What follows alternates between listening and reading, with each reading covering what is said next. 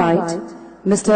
Masakazu Sakakida, President, Japan Chamber of Commerce and Industry in India, who has vast experience in sectors like plant and heavy machinery, paper and textile machinery, steel structures and infrastructure projects.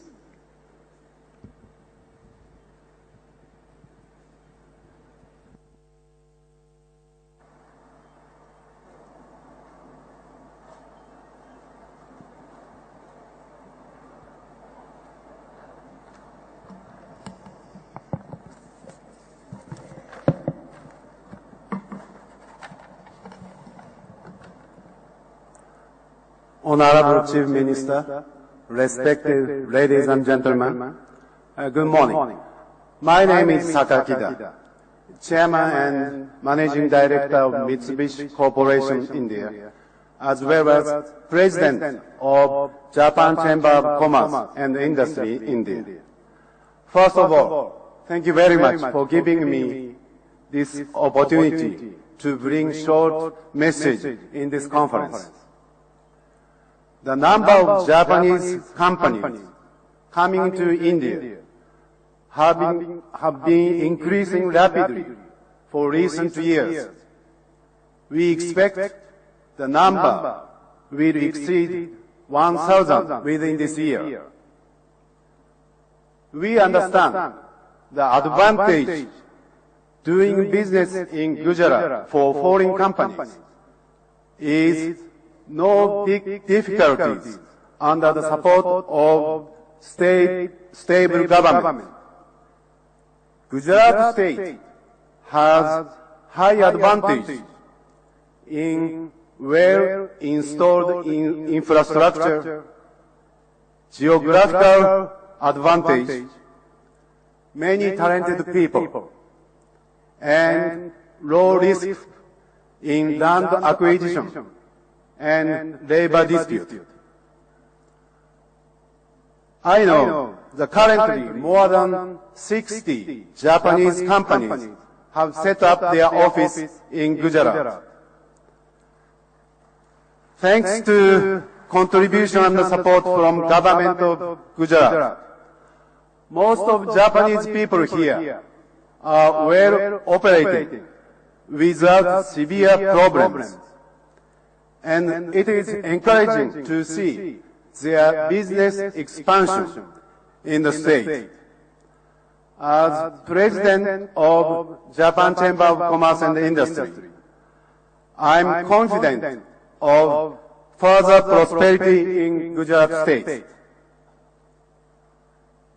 Japanese companies have been working so hard to establish and expand their business in India, but are facing some difficulties, such as land acquisition, uninstalled infrastructure, and tax problems, and so on.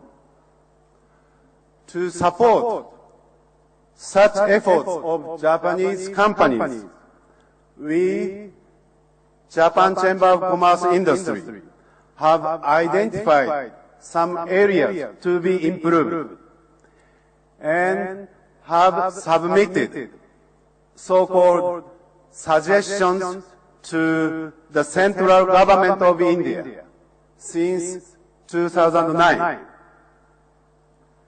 With full support of Japanese embassy, we have been able to make certain progress. I wish to expand the good investment environment like Gujarat over all India. We believe this progress will attract new investment and technology from Japan to India, which also can create new employment opportunities. Yesterday, I visited the Gandhi Ashram, where Indian struggle for independence was started. I could find the very small three wise monkeys in Gandhi's room, which Japanese Buddhists presented to him. One is not seeing. The other one is not listening. The last one is not saying. The meaning of this is respected person shall maintain his belief without indecision. I hope real urban development in India will also start from Gujarat with full support of Japanese government and Japanese companies. Thank you very much. Thank you, sir. His Excellency Takeshi Yagi, Ambassador Extraordinary and Plenipotentiary Embassy of Japan, started his career with Ministry of Foreign Affairs in 1977 and has an extensive experience in working with Development Cooperation Division, Economic Cooperation Bureau, Ministry of Foreign Affairs, Aid Policy Division, Economic Cooperation Bureau, Ministry of Foreign Affairs and Personnel Division, Ministry of Foreign Affairs. In September 2012, His Excellency Yagi became the Ambassador to the Republic of India and a concurrent position of Ambassador to the Kingdom of Bhutan in October 2012. We now invite His Excellency Takeshi Yagi for his address.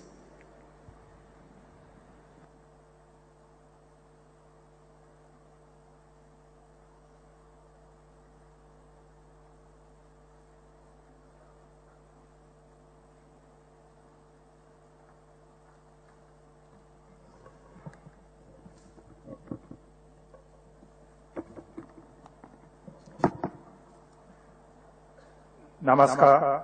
Good morning.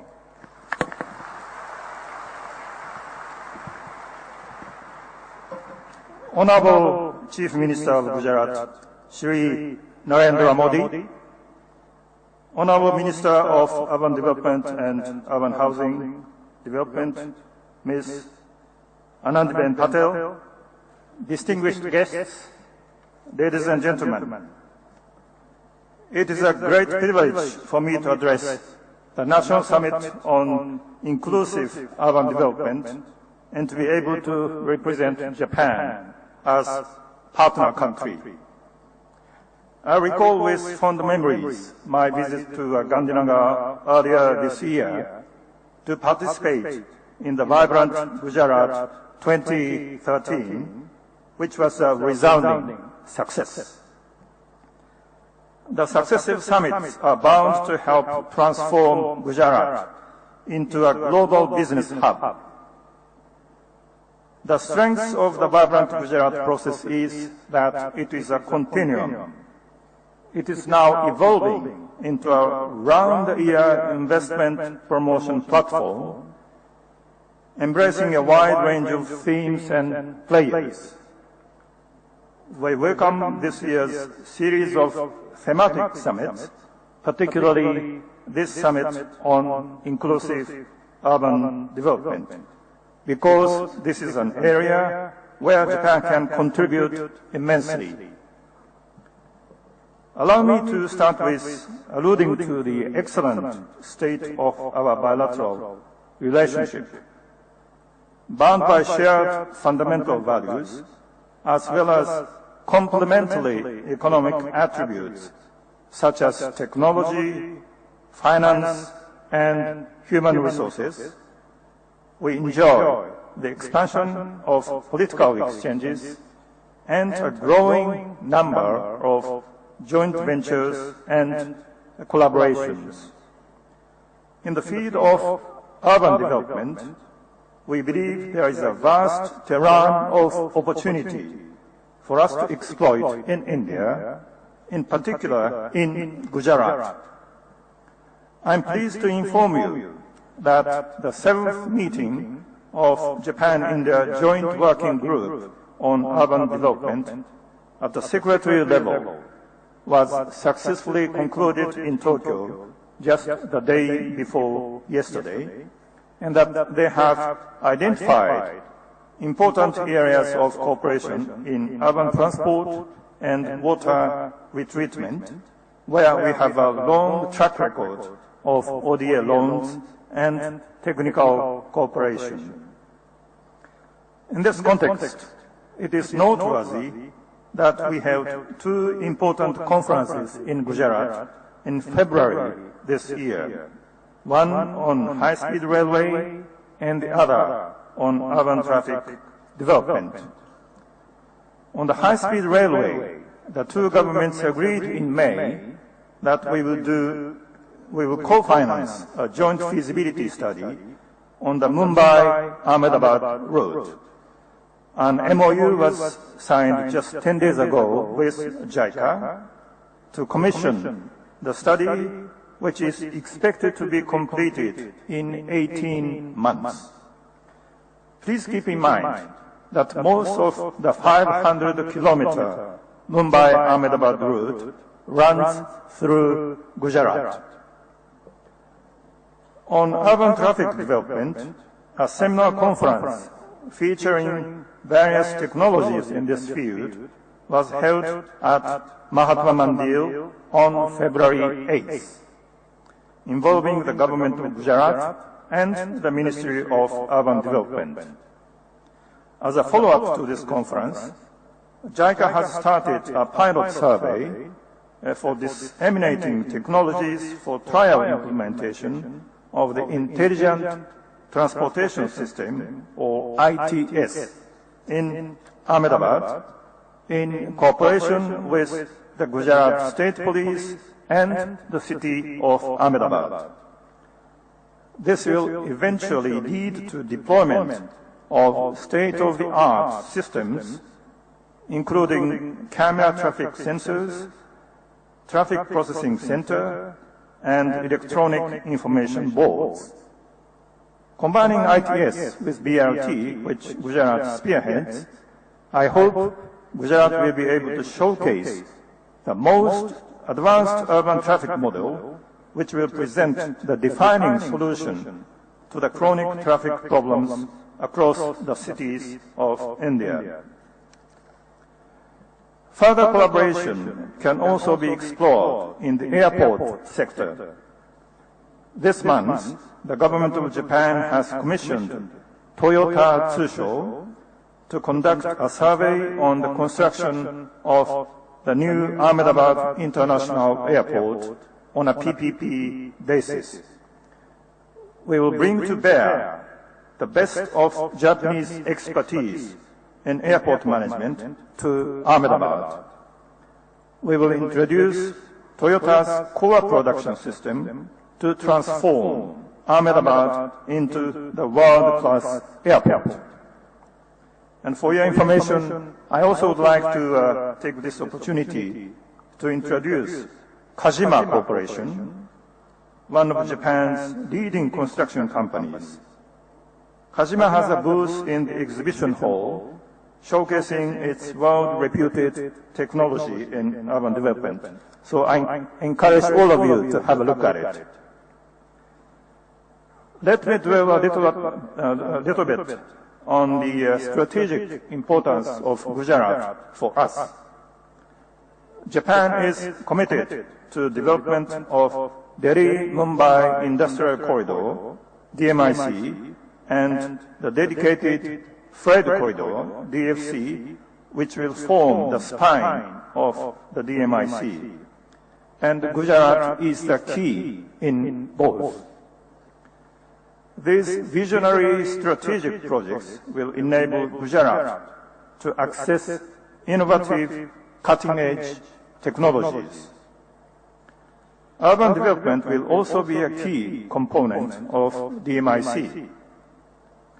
We need to kickstart the smart community projects, which are now under gestation. The showcase projects in this field is the Daheji Desalination Project, led by Hitachi, which, if completed, will become Asia's largest desalination plant. And another key project is the Canal Solar Project by Kyocera, Nippon Steel, Sumikin Bussan Corporation, and Mizuho Bank. The viability of these projects depends upon the backing of the state government. I therefore would like to seek the benevolent leadership and guidance, as well as support of the state government for these projects to take off at the earliest. Gujarat occupies the largest area in the DMIC. It has been attracting foreign direct investment from around the world thanks to the business and development-friendly environment, including its superior port and road connectivity, as well as abundant power capacity. 10 years ago, there were only 6 Japanese companies operating in Gujarat, and now there are more than 60. Furthermore, several dozens of Japanese companies are seriously contemplating making inroads into Gujarat. This is why I believe Gujarat will be a new Japanese manufacturing hub in India. Hitachi, the electronic goods giant, already operates its AC manufacturing unit in Kadi. And Maruti Suzuki is opening its third manufacturing center in Gujarat. And JETRO, in cooperation with GIDC, has been promoting the Mandau Industrial Park dedicated to Japanese manufacturers. It plans to host more than 50 Japanese companies. We hope that Mandau will create a critical mass of industrial production base to trigger a new wave of Japanese investment in Gujarat. Meanwhile, I'd like to share with you some of our activities in the social sector as well. Health, education, and skill development are indispensable for ensuring balanced and comprehensive development. JICA has been active in this field and implementing a grassroots-level technical cooperation project in Gujarat. The name of the project is Japan Medical Manual Therapy, JMMT, which is a vocational training project targeting blind people. In concluding, I'd like to emphasize once again that we have immense opportunities ahead of us in Gujarat, and we really should exploit them. I'd also like to thank the Honorable Chief Minister and the government of Gujarat for giving me the opportunity to flag the Japanese perspective in promoting urban development in Gujarat. I wish you all the success of this summit. Thank you very much and have a nice day.